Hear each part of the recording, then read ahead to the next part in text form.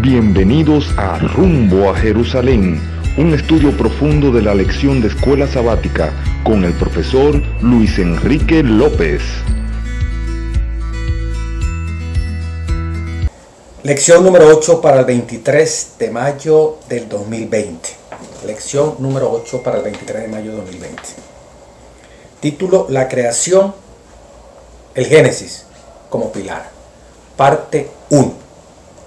Hay una segunda parte de la próxima lección. Pero para este sábado 23 de mayo, ese es el título. El versículo en memoria es: en el principio era el verbo. Juan 1, 3, 4. Y el verbo era con Dios. ¿Y el verbo quién era? Dios.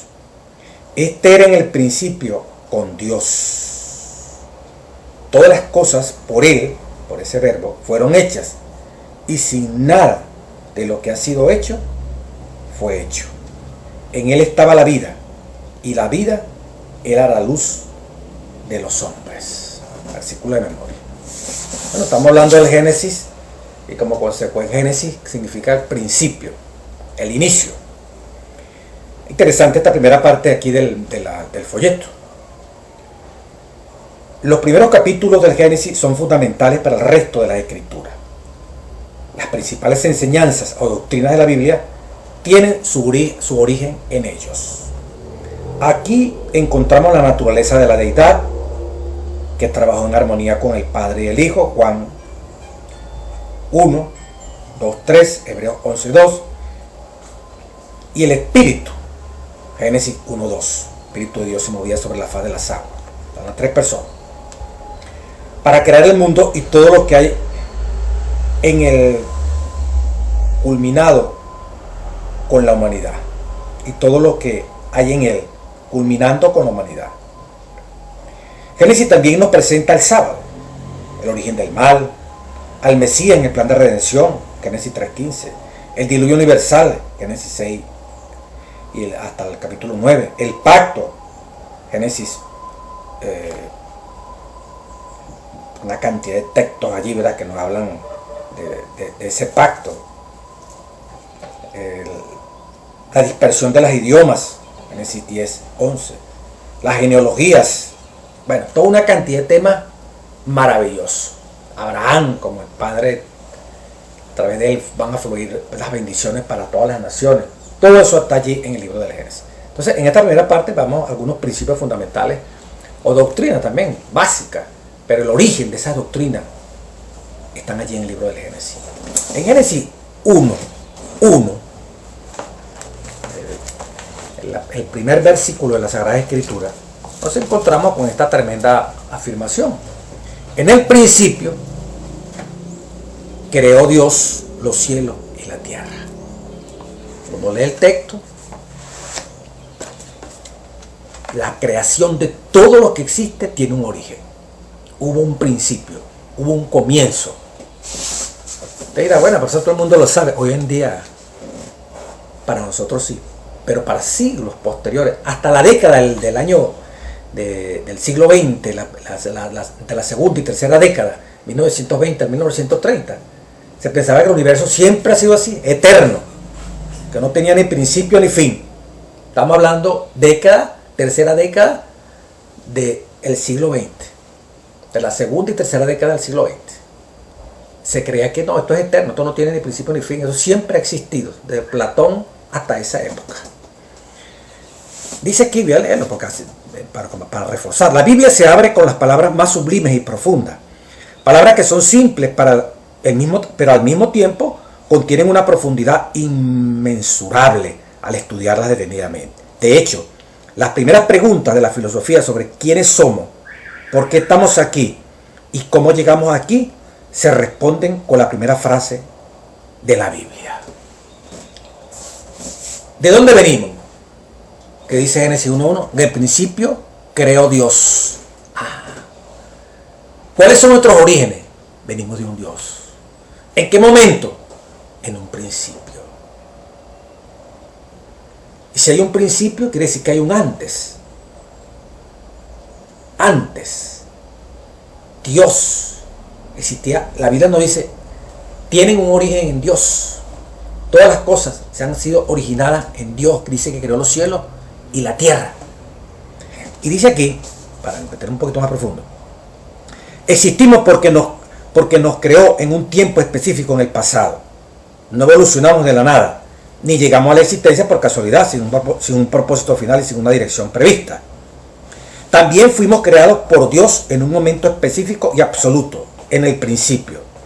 Por ende, esto significa que Dios existió antes del comienzo. Es decir, Dios existió antes de que se creara el tiempo y que éste se expresara en los ciclos diarios de tarde y mañana y en meses y años, todo ello marcado por la relación del mundo con el sol y la luna. Este comienzo absoluto se refiere en otros pasajes de la Escritura que lo respaldan y lo reafirman continuamente la naturaleza y los métodos de la obra creadora. Juan 1 al 3, por ejemplo. Al principio Dios creó. O sea, antes de la creación existe un Dios. Y Dios puso un punto de inicio para arrancar en ese proceso. Y cuando arranca en ese proceso la creación de los cielos y la tierra, ya vemos que en 6 días Dios hizo los cielos y la tierra. Y el séptimo día, entonces Dios hizo nada menos que el descanso, el cese de actividad. El sabbat significa cese de actividad. El reposo, cese de actividad. Esto es relevante, ¿verdad? Porque hoy en día la gente que cree en la evolución o los que no creen en nada están perdidos por tanta confusión que hay en este mundo. Sabroso saber que nuestros orígenes, nuestra procedencia es de un Dios poderoso. Terrible creer que nuestros orígenes son los microorganismos desde allá, de uno, como decía el ruso aquel Oparín, unos coacervados, desde una ameba allá en el agua, y de allí aquello fue evolucionando a cosas más complejas, o como hasta 2016, que es una reunión que se hizo en España, el origen de la vida, contaba el microbiólogo, el virólogo Esteban Domínguez, doctor allá de la Sociedad Española de Virología, una reunión de 2016, el origen de la vida. Bueno, fueron trozos de ARN, ácido ribonucleico, así como el del coronavirus. Y este tuvo como dos alternativas: o evolucionar para ir formando más complejidad, ¿verdad? Luego ese ARN formó una especie de una capa protectora, formó una especie de una membrana que lo protegiera. Luego aquello fue haciendo más complejo. Luego surge otra molécula parecida al ARN, ¿verdad? Pero que entonces aquello se va como a mezclar, entonces va de origen al ADN, y así sucesivamente van a formarse los diferentes organelos dentro de una célula hasta que se formó la célula tal como es. Desde organismos, como dice, procarióticos hasta los eucarióticos, ya la célula con su núcleo y todos sus elementos, los organelos. Pero otros dijeron que ese ARN hubo otra rama que no siguió evolucionando, no, que se quedó como un ARN. Y este ARN es lo que da origen a los virus. Entonces, ahí comenzó los virus. Ahora, pero ¿cómo se formó ese ARN? Ese ácido ribonucleico, formado por una cantidad de nucleótidos, pedacitos allí de información. No se sabe. Hay un momento en que primero dio el salto a quedarse como ARN y otro dio el salto a formar entonces una célula como hoy las conocemos. ¿Cómo? No se sabe. ¿En qué momento? No se sabe. Entonces allí toda una cantidad de microorganismos fueron formándose, no le explico más por el tiempo, y hasta que finalmente salieron del agua, luego los peces, luego los anfibios, luego los anfibios ya pasaron del agua definitivamente a la tierra, y en la tierra entonces se arrastraban, luego los mamíferos, y así fue insectos, aquí las aves, y finalmente por la línea de los mamíferos, entonces los homínidos, un salto grande allí, ¿verdad? Y de los homínidos, más cercano, el chimpancé, y un momento que se transformó en un ser humano como usted y como yo. Qué horrible pensar que en el principio de nuestra existencia fueron los gorilas, fueron los chimpancés, fueron los peces. O sea que tenemos genes de todos esos seres que nos anteceden. Es horrible, ¿verdad? ¿Qué podemos aspirar nosotros más de lo que somos? Si venimos de un mono o venimos de criaturas que hoy denominamos que son irracionales, que tienen algunos rasgos como si tuvieran amor, y sí, Dios ha puesto amor en ellos, pero nunca el raciocinio que tiene quien fuimos hechos a la imagen y semejanza de Dios. Los chimpancés, por casi el 99% de cromosomas igual a las nuestras, por más que te parezcan, no pueden congregarse. No pueden reunirse todos y cantarle a Dios. Prender un video, un celular y activar un video para oír una predicación. Alabar a Dios. Cantarle junto a Dios. Congregarnos para reconocer el poder de Dios. Eso no lo pueden hacer. Sin embargo, nosotros, como venimos de Él, sí lo podemos hacer. ¿De qué diferencia cuando nosotros pensamos que nuestro origen es Dios?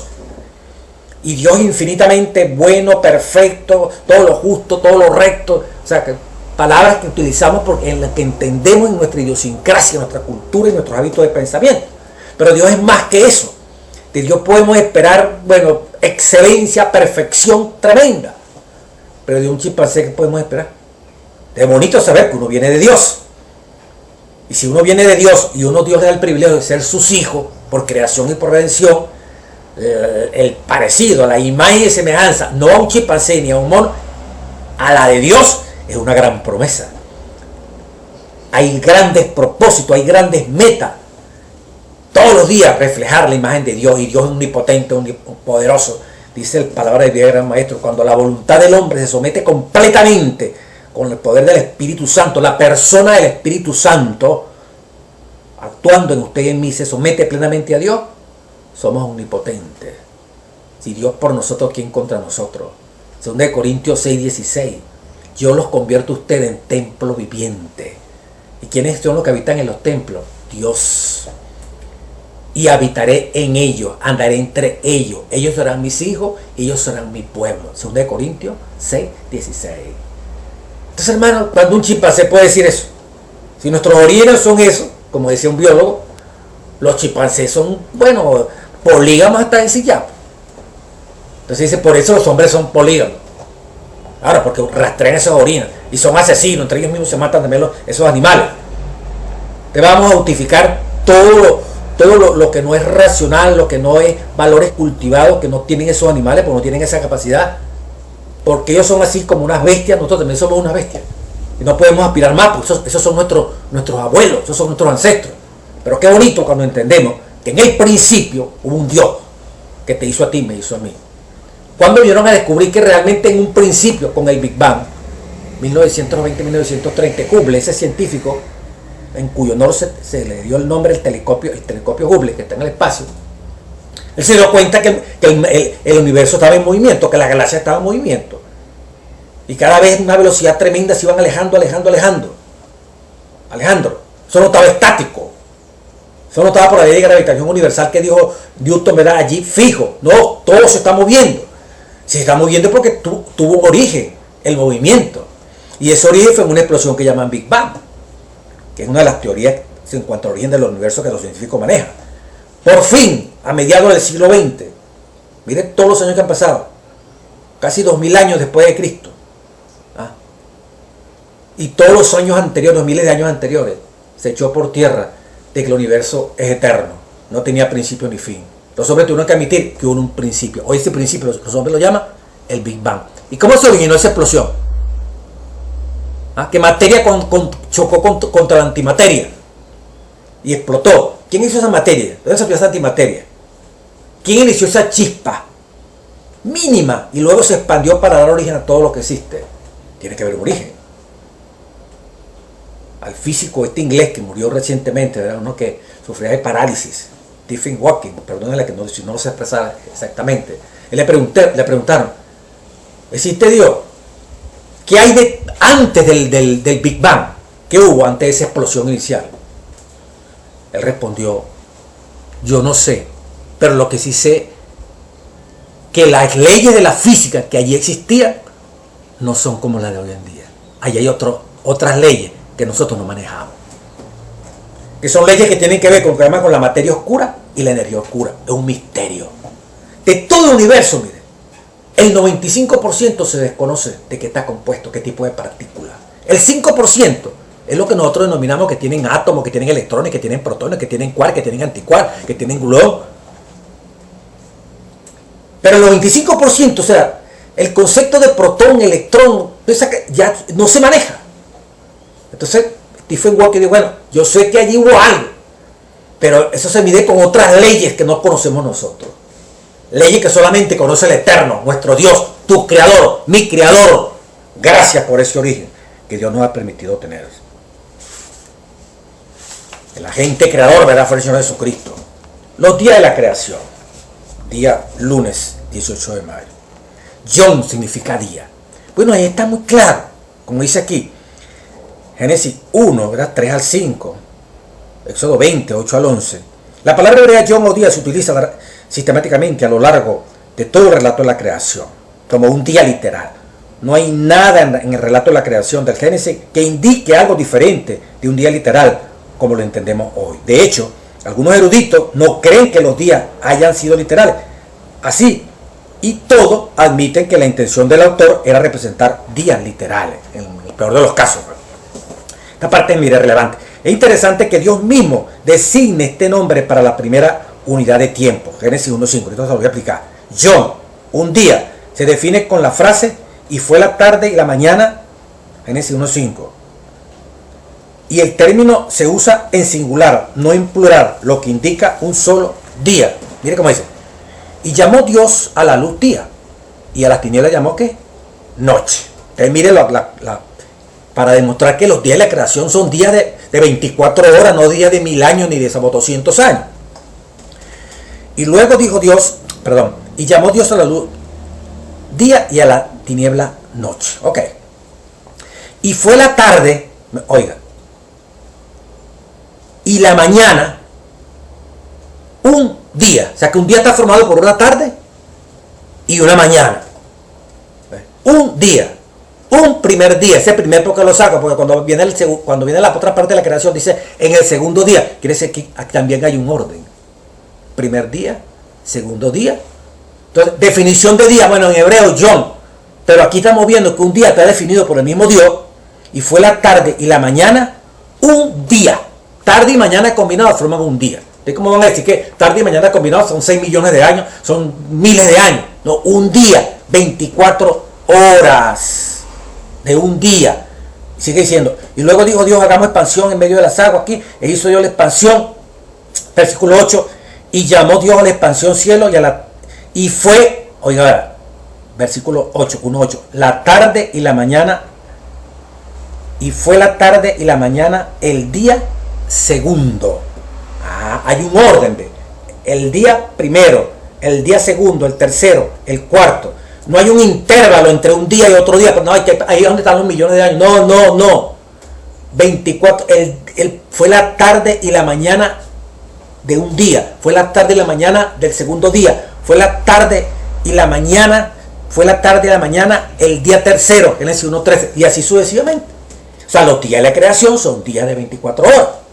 Y para rematar Éxodo 28 al 11, ¿verdad? Que es que nos confirma, es tan bonito el cuarto mandamiento del sábado. Porque en 6 días Dios hizo los cielos y la tierra y todas las cosas que en ellas hay. Y el séptimo día descansó. Está Génesis 28, 11. Se retrotrae a Génesis 1. Por tanto, dice Génesis 8, del 11 en adelante. Por tanto, después que Dios trabajó 6 días y cesó el séptimo día, por tanto, nosotros debemos trabajarse, por tanto, vamos a leerlo. Usted y yo tenemos que trabajar 6 días y el séptimo día descansar.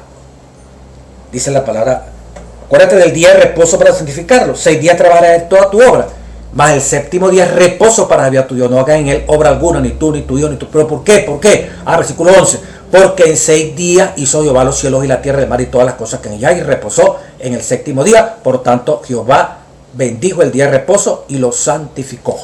Así como ustedes van a trabajar, 6 días trabajarás, irás toda tu obra, ¿verdad? Más el séptimo día será reposo para Jehová tu Dios, no hagan en él obra alguna, etcétera, etcétera. ¿Por qué? Porque en 6 días Dios también, yo le estoy mandando a ustedes, dice Dios, que trabajen 6 días. Yo trabajé 6 días haciendo los cielos y la tierra. Como yo trabajé 6 días, no 6 millones de días, ni 6 millones y millones, ni 6.000 años, no. Yo trabajé 6 días de 24 horas. Así que lo mando a ustedes que trabajen 6 días de 24 horas. No nos va a mandar, como dice el versículo 9, Éxodo 20, 6 días trabajará. No, pero el día que equivale a 1000 años, 6.000 años trabajará. No, un día que vale 1 millón de años, 6 millones de años trabajará. Son días de 24 horas que nosotros aguantamos. Las semanas son de 7 días. Como trabajó 6 días Dios, los hombres también, una promesa que Dios está haciendo. 6 días trabajará. Cree a Dios. No te propongas tú por tu propia cuenta trabajar. Dios te va a indicar, Dios te va a proveer. Cree en Él, confiemos en Él. Cada orden de Dios, 6 días trabajará. Esa es una promesa que Dios está haciendo. No lo veas como una orden. No matarás. No, pero uno cree que dice, no mate. 6 días trabaje. No, trabajará. Es una promesa. El Espíritu Profecía dice, cada orden es una promesa. Entonces, el cuarto mandamiento nos confirma los días literales de Génesis capítulo 1. 6 días trabajó Dios y 6 días nos manda a trabajar a nosotros. Para su alabanza, su gloria y su honra. Bueno, seguimos, ¿verdad? El sábado y la creación. Otra cosa que ocurrió en el Génesis, ¿verdad? El sábado y la creación.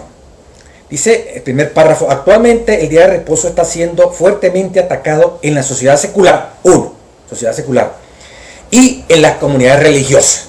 Algunos hermanos y alguna gente de los disidentes agarran esta cita que voy a leer ahorita al final, que no, ya los agarró los jesuitas porque tienen una cita de la encíclica que tengo aquí, ¿verdad? Laudato Si. Dice que yo soy jesuita, soy romano porque tengo esto como corroborando lo que la verdad que Dios explica aquí, de que y si va a levantar un poder que iba a ir contra el sábado, que iba a pisotear el sábado. ¿Dónde está eso?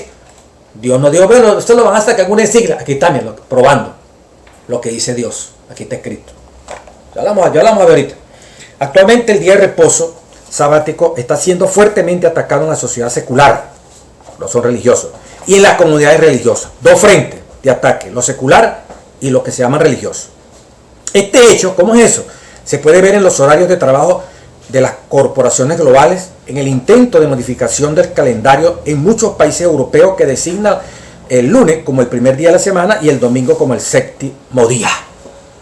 O sea, los calendarios se están adaptando, ¿verdad? La semana comienza el lunes, no el domingo. El lunes para que termine el domingo. Entonces, convertir el domingo en el día de reposo universal, como que va a ser como la imagen que Nabucodonosor levantó ya en Daniel capítulo 3 para que adoraran, y al que no lo adoraran lo matase. Así también la imagen de la Babilonia espiritual, de este tiempo escatológico, de este evento final que viene pronto, va a ser el día domingo. Y el que no acepte ese día de descanso, de familia, de adoración a ese Dios universal que va a congregar todas las religiones menos las que guardan los mandamientos y tienen el testimonio de Jesucristo, será dado de baja. Buscarán ellos darlo de baja, matarlo, sacarlo. Bueno, secularmente, las sociedades seculares, las grandes corporaciones transnacionales, empleadores, convirtiendo la semana en una semana que comienza en el día lunes y termina el día domingo, para hacer así el día domingo día de descanso.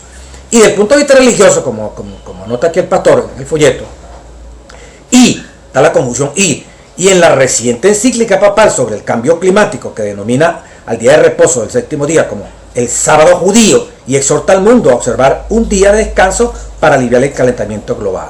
Papa Francisco, Laudato Si, página 172, página 173. El autor está reafirmando los ataques que se le están haciendo al día sábado. ¿Qué tipo de ataque? Bueno, se está llamando el sábado, según esta encíclica, Laudato Si, sobre el cuidado de la casa común, ¿verdad?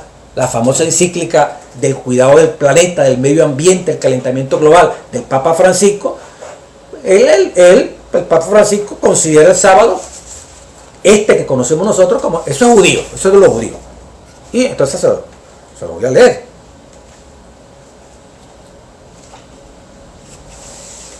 Esto tiene no la página, que tiene una cantidad de punticos aquí, como si fueran como versículos, ¿verdad? En esta versión de la encíclica, página 178, pero el punto de referencia, que es universal para todas las encíclicas que están imprimidas, es el 237. Dice, el domingo, la participación en la Eucaristía, la misa, tiene una importancia especial, el domingo. Ese día, así como el sábado judío, este es para los judíos, igual como cuando Constantino. ¿Por qué los cristianos asumieron el día domingo como día de adoración fuertemente y le dijeron a Constantino, no, nosotros adoramos también el domingo, así como los de Mitra adoran el domingo? Sí, pero ustedes vienen del pueblo, no, nosotros no tenemos acá con esos judíos son malos, esos mataron a Jesús. Ese sábado, nosotros no guardamos el sábado porque nos van a decir que somos judíos. Igualito aquí los hermanos católicos, la encíclica del Papa Francisco, ¿verdad? Ese día, así como el sábado judío, se ofrece como día de la sanación de las relaciones del ser humano con Dios, consigo mismo, con los demás y con el mundo. Mire cómo dice, ese día, el día domingo, así como el sábado judío, se ofrece como el día de la sanación de las relaciones del ser humano con Dios, consigo mismo y con los demás. Todo eso va a ser el domingo. El domingo es el día de la resurrección, el primer día de la nueva creación, cuya primicia es la humanidad resucitada del Señor, garantía de la transfiguración final de toda la realidad creada.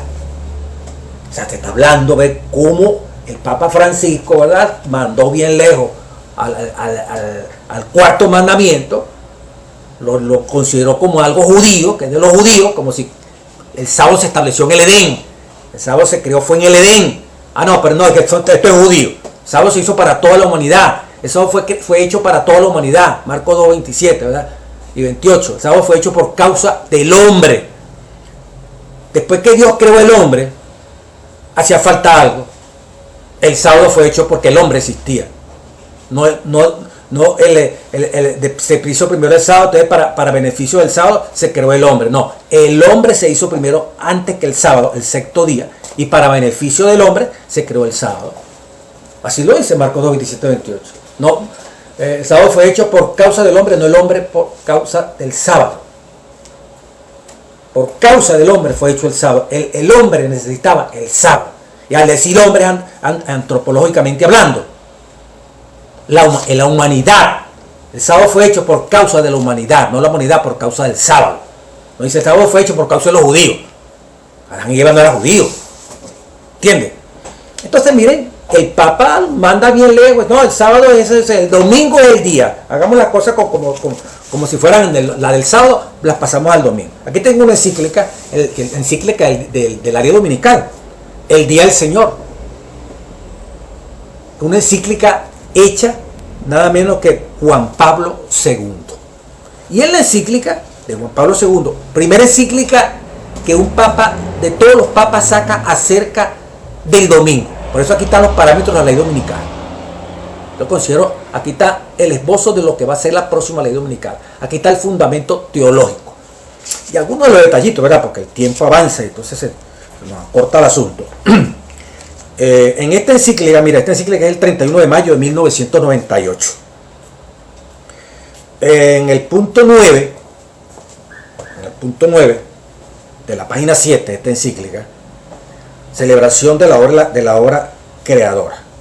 Comienza, en la experiencia cristiana, el domingo es ante todo una fiesta pascual, iluminada totalmente por la gloria de Cristo resucitado. Es la celebración de la nueva creación. Bueno, por ahí se va. Miren lo que dice aquí, para abreviar porque el tiempo apremia. Es necesario, termina el punto 9 de esta encíclica del Día del Señor de Juan Pablo II. Es necesario, pues, releer la gran página de la creación, oiga, y profundizar en la teología del sábado para entrar en plena comprensión del domingo. Hay que entender la teología del sábado, dice Juan Pablo II, profundamente, porque no se puede negar, es verdad, el día de reposo surgió, fue allí, está en los mandamientos, surgió en la creación, ok. Hay que profundizar en esa teología para poder, dice aquí, para entrar en la plena comprensión del domingo. Si no entendemos lo del sábado, no vamos a entender lo maravilloso, dice Juan Pablo II, y lo repite ya el Papa Francisco, del día domingo. O sea, no se pueden desligar. Ellos saben que hay un origen. Lo que pasa fue que transfirieron la santidad del sábado, la pasaron por el domingo. No están con cuentos que si la Biblia dice, como dice el hermano evangélico, que no. Ellos directamente así lo reconocen. En eso son muy honestos y tenemos que admitirlo. Muy sincero. Y mire esto, y cáigase para atrás. En el punto 23 de esta misma encíclica de Juan Pablo II, el Día del Señor, dice, el punto 23, diferencia progresiva del sábado. Punto 23. Por eso, San Agustín observa, por eso el Señor imprimió también su sello a su día. El sello de Dios es el domingo. Dice, lo dijo San Agustín y está aquí en la encíclica de Juan Pablo II. Por eso, repito, el Señor imprimió también su sello a su día, que es el tercero después de la pasión. Sin embargo, en el ciclo semanal es el octavo después del séptimo, es decir, pocas palabras, después del sábado hebraico y el primer día de la semana. Dios imprimió su sello en el día domingo, cuando el sello de Dios es el sábado. Y por eso que mire, a la final la guerra va a ser respeten el sello de Dios. Y mientras la autoridad papal, ¿verdad?, utiliza todos los mecanismos para que realmente admitamos el sello de Dios, del Dios que ellos pintan, del Dios que ellos están metiendo en la cabeza obligatoriamente como día domingo. Por otro lado, Dios tiene un pueblo aquí que el sello del verdadero Dios creador se llama el nuestro Señor Jesucristo. Es el Santo Sábado. El sello es el Santo Sábado. Y por eso Ezequiel 20:20, Ezequiel 20:12. Vamos a leer un poquito de eso. Qué interesante. Ezequiel. Fíjate que como va avanzando el tiempo, hermano. Como va a hacer uno para resumir. O sea, es complejo. Complejo este asunto.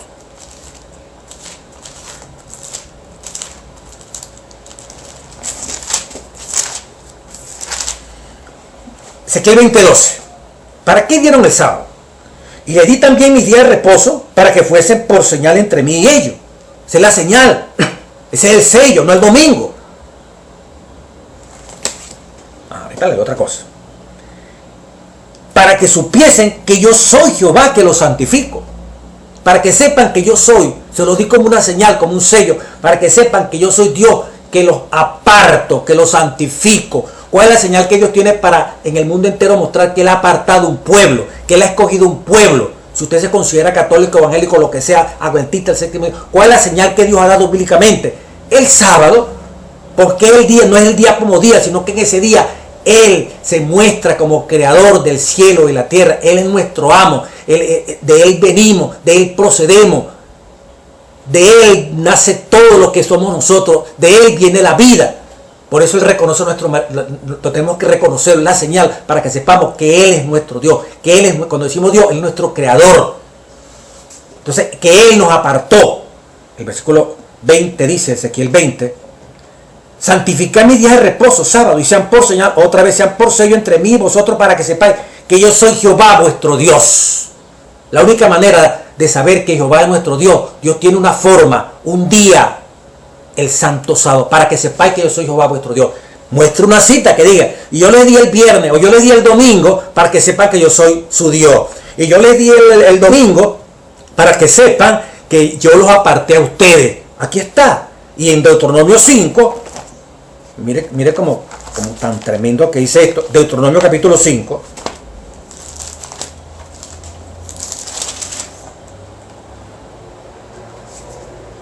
Versículo 14 en adelante. Mas el séptimo día reposa a Jehová tu Dios, ninguna obra hará. Abrevio, versículo 15. Acuérdate que fuiste siervo en tierra de Egipto. Acuérdate que fuiste siervo en tierra de Egipto. Es Antiguo Testamento, pero nosotros los que no nacimos en una iglesia, acuérdate que fuimos siervos del demonio, sirviéndole al mundo allá donde estamos metidos. Y que Jehová tu Dios te sacó de allá con mano fuerte, de ese mundo horrible, de vicio, de engaño, de tracalería y brazo extendido. Por lo cual, como consecuencia que Dios te sacó, que Dios te rescató, por lo cual Jehová tu Dios te ha mandado que guardes el día sábado. Yo soy tu creador y yo soy tu redentor. Guárdalo como pues yo soy tu creador, Ezequiel 20:20. Y guárdalo también porque yo te redimí cuando usted se bautiza, cuando usted acepta el llamado de Dios. Y Ezequiel 20:12, yo te redimí y te he apartado. Para que sepáis que yo soy Jehová quien nos ha apartado. Y por eso, o sea, es excelente, ¿verdad? Como el sábado se coloca como un sello. Como cuando fue creado ese mandamiento, no fue una tabla, no fue una piedra, fue el tiempo. Cada 7 días, un espacio de tiempo que no se corrompe. Que los hombres no pueden hacer una estatua de esa porque no se corrompe, como dice Deuteronomio 4. Qué maravilloso. Y las 3 grandes bendiciones que Dios colocó sobre el sábado al principio. Dios reposó, Dios bendijo y finalmente Dios ¿qué? Santificó el día sábado. Tremendo monumento, ¿verdad? De la creación allí en ese espacio tan bonito. De la encíclica del día domingo de Juan Pablo II, el punto 27. el día de Cristo, la luz. Oiga esto, hermano. En esta perspectiva, página 17 de esta encíclica de Juan Pablo II, en esta perspectiva cristocéntrica se comprende otro valor simbólico de la reflexión creyente y la práctica pastoral dieron al día del Señor. En efecto, una aguda intuición pastoral sugirió a la iglesia, una aguda intuición pastoral, no fue Dios que mostró ni nada de esto, cristianizar, dice Juan Pablo II, para el domingo el contenido del día del sol. Cristianizar para el domingo el contenido del día del sol. O sea, cristianizaron el día del sol y le hicieron ver a la gente que ese era el día del sello de Dios, que ese era el día de reposo. Están reconociendo una intuición, una aguda intuición pastoral sugirió a la iglesia cristianizar para el domingo el contenido del día del sol, expresión con la que los romanos denominaban ese día y que aún hoy aparece en las lenguas contemporáneas, apartando a los fieles de la seducción de los cultos que divinizaban al sol y orientando la celebración de ese día hacia Cristo, verdadero sol de la humanidad. Cristianizaron la teología del sol, como ustedes adoran a Mitra en día domingo, hablando de los romanos. Bueno, vamos a utilizar ese mismo día de oración para no entrar en choque con ustedes, pero en vez de ser a Mitra, van a adorar a Dios. Y los evangélicos y los católicos y todos los que creen ese día lo siguen haciendo. Pero mira aquí cómo te lo está reconociendo directamente Juan Pablo II en el punto 27 de la encíclica El Día del Señor. Ustedes la pueden comprar en cualquier librería católica. Entonces está sufriendo ataques fuertemente el Santo Sábado, ¿verdad? Está sufriendo ataques terribles. Cuando yo leo esto no quiere decir que yo soy jesuita, que yo soy que soy hermano católico, no. Mostrando cómo se está atacando religiosamente. Ok. La creación y el matrimonio. Este otro, Dios creó el matrimonio allá en el Edén.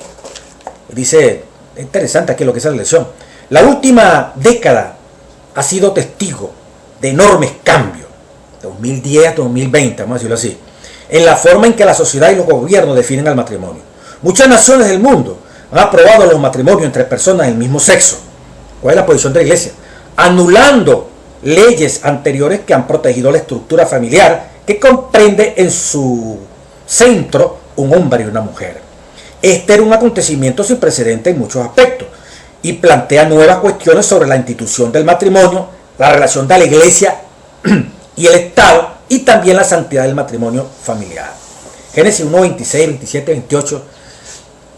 Cuando usted oye que el sexto día Dios llegó al punto culminante de la creación de la humanidad.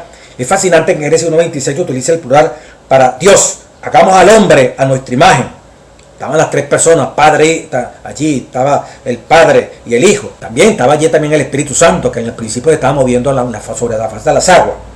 A imagen de Dios los creó, varón y hembra los creó. Génesis 1:27. Varón y hembra, no varón y varón, hembra y hembra, no. Adán declara, esta femenino, esta sí es hueso de mis huesos y carne de mis carnes. Génesis 2:23. Y Adán la llama mujer, varona. El matrimonio requiere que deje el hombre a su padre. Génesis 2:24. Dejará el hombre ¿a quién?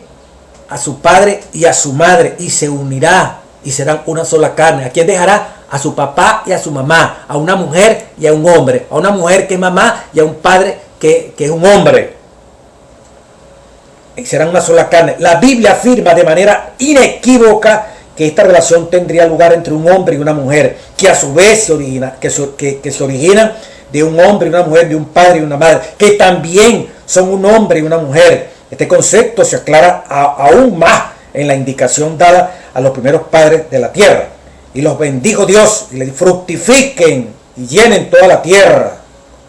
El quinto mandamiento: los hijos descendientes deben honrar a su papá y a su mamá. Honra a tu padre y a tu madre. No está diciendo honra a tu papá que hombre, y a tu mamá que también es un hombre. Honra a tu mamá, ok, como madre, y tu mamá ahora que también está haciendo el papel de hombre. No, eso no proviene de la Biblia, eso no proviene de Dios, eso proviene del diablo.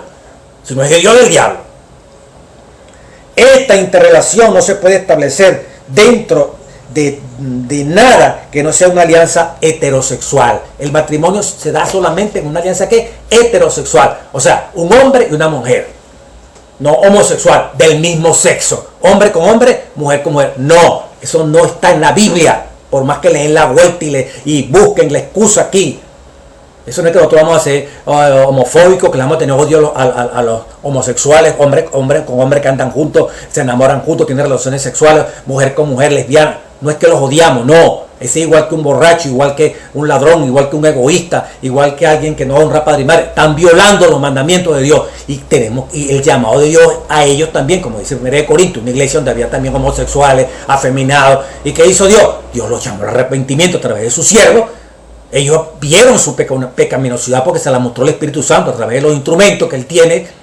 Y se convirtieron, pues fueron lavados, fueron purificados, dice la palabra de Dios. Bienvenidos todos estos hombres y mujeres que tienen esta situación de pecado, ¿verdad?, para recibir el Evangelio. Bienvenidos para oír el Evangelio.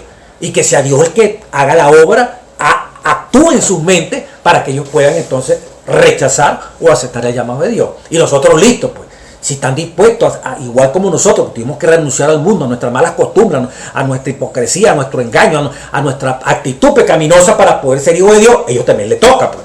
Y nos dieron la bienvenida. Nosotros también le damos la bienvenida como miembros de la iglesia, una vez que se han convertido de ese mundo pecaminoso, ¿verdad?, de la homosexualidad, y se convierten ahora en hijos del reino. Y aquí las cosas habían pasado, todas son hechas nuevas.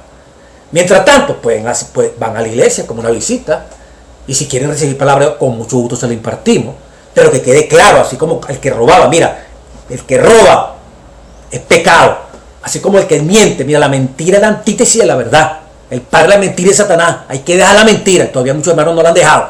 Hay que dejar la mentira si quieren entrar al reino de los cielos. Igualito, hay que dejar la homosexualidad si quieren entrar al reino de los cielos. Pecado es pecado, hermano. Y cuando el Espíritu lo oímos y aceptamos su obra regeneradora, nos dan la bienvenida a la iglesia. Bienvenido, porque también nosotros somos pecadores. Aquí, ¿quién va a decir que no ha pecado?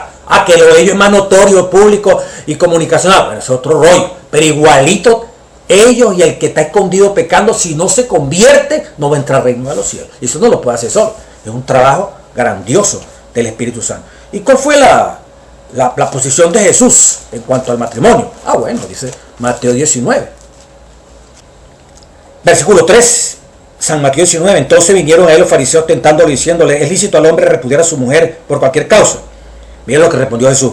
Él respondió y le dijo: ¿no habéis leído que el que los hizo al principio, varón y hombre, varón y hembra, los hizo? Mire cómo Cristo respeta el Génesis. Mire cómo Cristo se va al Génesis. ¿No habéis leído que el que los hizo, ¿quién fue que los hizo? Él y sus padres que estaban allí, el Espíritu Santo, pero él, el agente de la creación. Varón y hembra los hizo. No dice varón y varón los hizo. Hembra y hembra, no, varón y hembra los hizo. Y dijo, el que los hizo, versículo 5, Mateo 19: por eso el hombre dejará a su papá y a su mamá, diferente sexo, y se unirá a su mujer, no a otro hombre, ni una mujer a otra mujer, no, y se unirá a su mujer, y los dos serán una sola carne. Esa es la posición de Jesús, Antiguo y Nuevo Testamento. Alabado sea el nombre de Dios, la enseñanza que viene del Génesis. Y finalmente, hermano, el día jueves, la Biblia presenta un vínculo ininterrumpido entre la creación perfecta, cuando todo salió bueno en gran manera, Génesis 1:31, ¿verdad? Luego, la caída, Génesis capítulo 3, Génesis 1:2, perfección, Génesis 3, Apocalipsis 20, todo ese recorrido son más de 6.000 años de pecado del ser humano, la caída. Y ya, Apocalipsis 21:22, la redención del ser humano. Otra vez, volvemos al Edén. Lo perdimos de Génesis 3 a Apocalipsis 20, pero lo retomamos otra vez. Ese Génesis 1:2 es lo mismo que Apocalipsis 21 y 22, con Cristo en el reino de los cielos.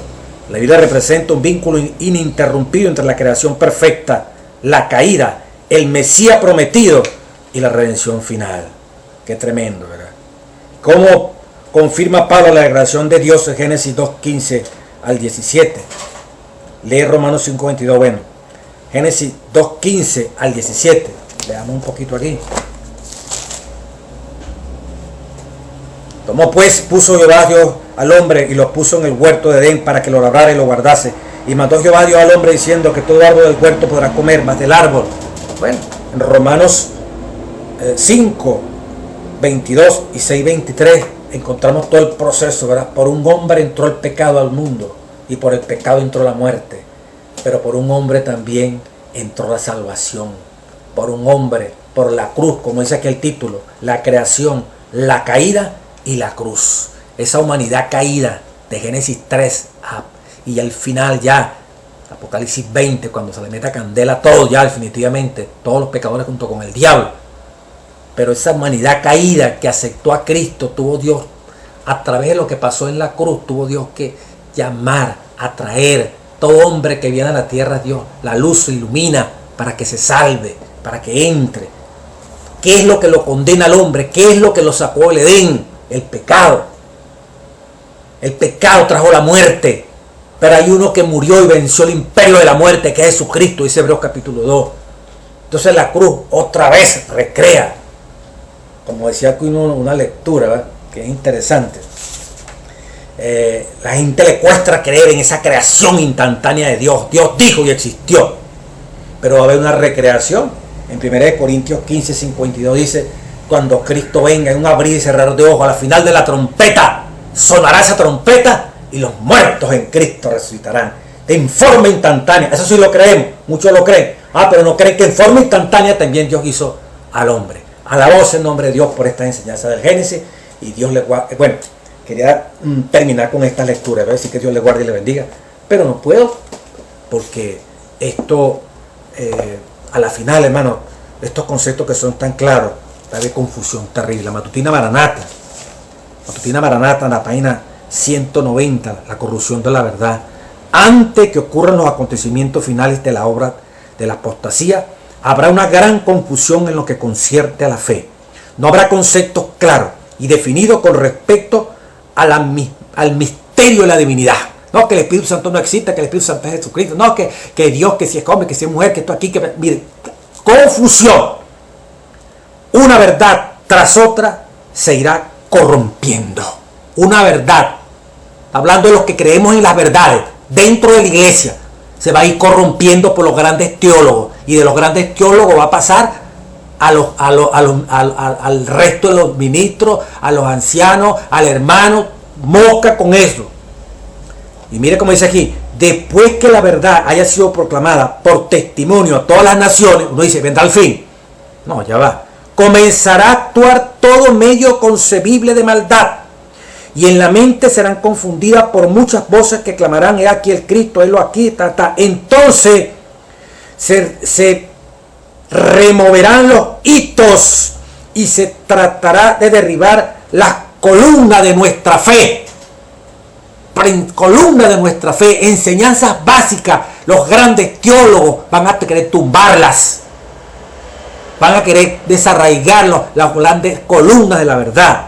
Dice aquí: se hará un esfuerzo más decidido para exaltar el falso día de reposo y despreciar a Dios mismo al reemplazar el día que Él bendijo y santificó. Se pondrá en vigencia la observancia de este día falso. Y al final, todos los que se pleguen a favor de la bestia, todos los que apostaten de esta verdad bendita, buscarán destruir este asunto. Pero poco a poco, desde ya, van minando la fe, poniendo en duda muchos de estos conceptos que están aquí en la palabra de Dios. Y otra cosita que es interesante: Patriarca y Profeta, página 105, la semana literal. Las cosas secretas pertenecen a Jehová. Deuteronomio 29:29. Nunca reveló Dios al hombre la manera precisa en la que llevó a cabo la obra de la creación. La ciencia humana no puede escudriñar el secreto del Altísimo. Su poder creador es tan incomprensible como su propia existencia. Dios ha permitido que raudales de luz se derramen sobre el mundo. Puede ser inocente el especular más allá de lo que Dios ha revelado. si nuestras teorías no contradicen los hechos de la Sagrada Escritura, pero los que dejan a un lado la palabra de Dios y pugnan por explicar de acuerdo con principios científicos las obras creadas, flotan sin carta de navegación o sin brújula en un océano ignoto. Aún los cerebros más notables, si en sus investigaciones no son dirigidos por la palabra de Dios, se confunden en sus esfuerzos por delinear las relaciones de la ciencia y la revelación. Debido a que al Creador y sus obras les resulta tan incomprensible que se ven incapacitados para explicarla mediante leyes naturales, consideran la historia bíblica como algo indigno de confianza. Génesis. Los que dudan de la certeza de los relatos del Antiguo Testamento y del Nuevo serán inducidos a dar un paso más y a dudar de la existencia de Dios, y luego, habiendo perdido sus anclas, se verán entregados a su propia suerte para encallar finalmente en las rocas de la incredulidad. La Sagrada Escritura no se ha de juzgar de acuerdo con las ideas científicas de los hombres. Mucho cuidado, hermano, porque muchos teólogos y los laicos corriendo allí en el mínimo detrás de ellos no creen en los días literales de la creación. El Génesis está siendo cuestionado. Hay una gran influencia, hermano, para quebrar esta enseñanza fundamental del Génesis. Dentro de la iglesia hay movimientos que quisieran que aceptásemos el matrimonio como legal, como normal, como lo están haciendo muchas iglesias protestantes. Y el Papa Francisco allí deja dudas el matrimonio entre el mismo sexo. Como hay tanta gente que está practicando ese pecado, entonces quieren que también hayan pastores, entre comillas, los hermanos que creen en las pastoras en la iglesia evangélica allí, que inventaron ese concepto que no es bíblico, también dirigiendo a esta comunidad, sigan practicando su homosexualidad, pero ustedes son miembros de iglesia. Cosa absurda. Hay una presión. 2014 hizo una reunión en Sudáfrica de la iglesia a nivel mundial y allí se trató ese tema y se decía que hay una gran fuerza que empuja a que tenemos que aceptarlo, ¿verdad? Que ellos convivan en la iglesia, le demos responsabilidades dentro de la iglesia siendo homosexuales, teniendo su pareja homosexual. Que con tal no pequen, pero pueden estar ahí junticos. Sí, no puede estar junticos con una persona que le gusta y sabes de puro allí, tú sabes. No, mano, eso es apariencia de mal. La inocencia que de pronto quieren hacerle creer a uno. Sí se aceptan, pero ellos no van a practicar nada de sexo. Absurdo. Dos personas que se gustan, hermano, eso es del diablo, eso no proviene de Dios. Y nunca la Biblia abre las puertas a esas personas para que sean miembros del pueblo de Dios. Tienen que, igual que yo, si fui mentiroso, fui vulgar, fui adúltero, fui sinvergüenza, falté a mi mamá, a mi papá, robé, maté, egoísta, orgulloso, con ninguno de esos pecados voy a entrar al reino de los cielos. Dios no hace excepción. Dios vino para Cristo. Jesús significa que Él salvará a su pueblo de sus pecados. El que resucite en la resurrección de los justos es porque murió sin pecado. Porque si no, la muerte lo retiene. Cristo resucitó porque no tenía pecado y la muerte no lo pudo retener. Los que queden vivos para ver a Jesucristo tienen que ser sin pecado, inmaculados. Terminó el juicio investigador, terminó la purificación del santuario y fueron hallados sin falta. Para eso es la purificación del santuario, no para preservar al hombre en el pecado como se está predicando hoy en día. Vamos a ir al cielo en pecado, denigrando, echando por tierra el plan de salvación. Hombres satánicos, mujeres satánicas, que quieren anular el gran trabajo que por fe, y lo vimos, Cristo hizo por usted y por mí. Cuando Dios dice, sé pues perfecto como mi Padre es perfecto, es el resumen de todo el sermón del monte. Ahí está la perfección explicada. ¿Cómo es el fruto del que alcanza la perfección? Y Elena White dice en la página 277, el deseo de toda la gente. Sé pues perfecto como mi Padre es perfecto. Esa palabra es una grosería, esa palabra es un escándalo para muchos teólogos y hermanos laicos. Cuando Dios dijo, sé pues perfecto, sé pues, después que lee todo el sermón del monte, perfecto. Lucas dice, sé pues misericordioso, que es perfecto y misericordioso. Sé pues perfecto como mi Padre es perfecto. Dice, esa orden es una promesa. Créala. Como al paralítico, levántate, toma tu lecho. Sé pues perfecto. Yo puedo, sí, No, pero el que tiene boca se equivoca, uno comete error, que esto aquí, hermano, yo no estoy preguntando a usted si usted tiene boca o se equivoca. El paralítico no empezó a echarle cabeza, pero Señor, yo tengo 38 años aquí acostado en esta cama, ¿cómo me levanto aquí y no puedo aquí? No le echó cabeza a eso, él creyó la promesa a Jesús. El problema es que no le creemos a Jesús, estamos metidos en la iglesia, tenemos años y predicamos y somos ministros, no le creemos a Jesús. Sé pues perfecto, es una promesa, dice la página 277, el deseo de toda la gente. Como mi Padre es perfecto, creámosle a Dios. Yo no sé cómo será eso, pero yo le creo a Dios. Te creo, Señor, que se cumple esa promesa en mí. ¿Cómo? Yo no sé, pero lo que tú me vas mostrando, con la ayuda del Espíritu Santo, yo lo voy haciendo. Y se va a alcanzar ese ideal, porque es de Dios. Perfecto, como lo de página 277 y 278, el deseo de toda la gente. Sin pecado. ¿Cómo? Claro que para nosotros es imposible. ¿Quién está diciendo que eso es posible? Imposible, pero es una promesa. Si usted no cree eso, usted no le cree a Dios. Y usted no le cree a Dios, usted es un ateo disfrazado de cristiano. Así que en el nombre del Padre, del Hijo y del Espíritu Santo, bienaventuradas sus promesas. Creámosle sus promesas a Dios. Cada orden de Dios, así no harás. Ahí tiene un tema que Dios me permitió colocarlo ahí en YouTube sobre las promesas. Cada no harás, cada orden, cada mandamiento es una promesa. Palabra del gran maestro. Cada mandato de Dios es una habilitación que Dios hace en ti, en mí. ¿Qué habilitación? Lo que tú no puedes hacer, Dios lo va a hacer a través de nosotros. En la medida que nuestra voluntad se entrega completamente y muere ese yo, que reine Cristo. Y todas las promesas, incluyendo ese pues perfecto, inmaculado, sin pecado delante de Dios, se va a lograr. Y en la última generación, esos que van a quedar vivos para ver a Jesús venir en gloria, van a tener el privilegio, una vez que se haga el sellamiento, de ser inmaculados, sin pecado. Van a estar, como dice la palabra revelada del Espíritu de Profecía, como Cristo estaba. Satanás no oyó nada de que acusar a Cristo. Así han de estar los que murieron al pecado. Porque si Dios por nosotros, ¿quién contra nosotros? El plan de redención es eliminar toda posibilidad, rescatarlos totalmente del poder de Satanás. Que esa promesa se cumpla en nosotros, como dice Génesis 3:15. Y pondré enemistad. Esa enemistad de Génesis 3:15, esa primera gran profecía, es la gracia del Espíritu Santo en tu vida. Pondré enemistad entre mi pueblo y Satanás. Si realmente esa enemistad está puesta aquí, mire, usted odia, usted es enemigo, yo soy enemigo del pecado. ¿Pero por qué todavía peco? Porque todavía amo el pecado, todavía no me he dejado implantar por el poder del Espíritu Santo esa enemistad. Reconozcamos esa debilidad y admitamos que hay enemistad contra todo lo que es del diablo.